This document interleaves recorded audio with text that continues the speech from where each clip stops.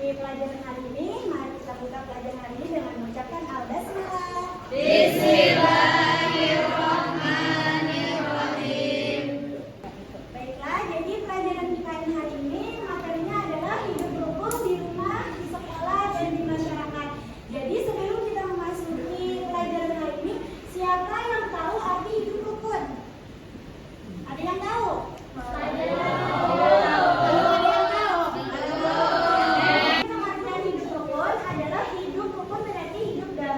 Dan saling menghargai. Hidup rukun telah membuat suasana menjadi nyaman, tentram. Sikap rukun harus diserahkan di mana saja.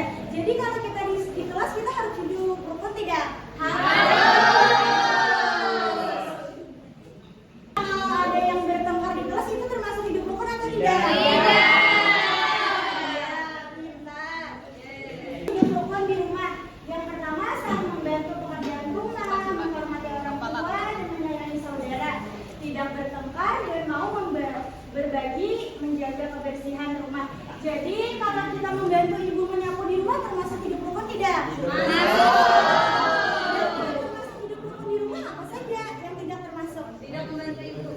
Ya, tidak membantu ibu di rumah apa saja? Ya, betul. Jadi kita kalau hidup rukun di rumah kita harus saling membantu. Kedua adalah hidup rukun di masyarakat.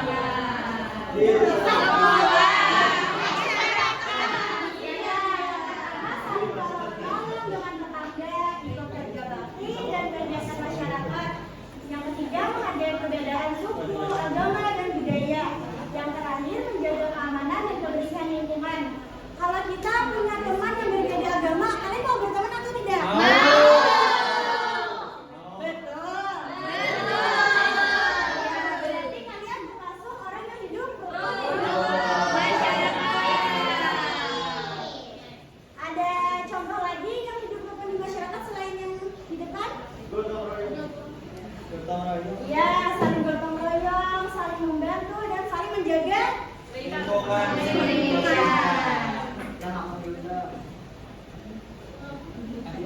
Yang ketiga, hidup rukun di sekolah.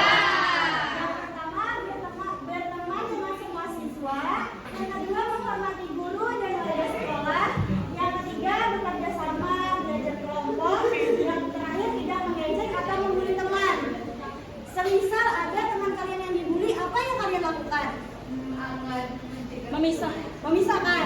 Tidak ikut-ikutan membuli. Berteman dengan semuanya tanpa memandang suku, ras, agama, bahkan warna kulit ya.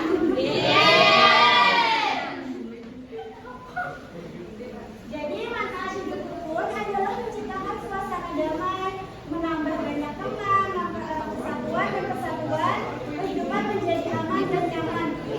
Apabila kita mempraktikkan hidup rukun di kehidupan kita sehari-hari, maka kita menciptakan suasana yang damai, tenang, tanpa ada pertengkaran antara sesama teman, keluarga.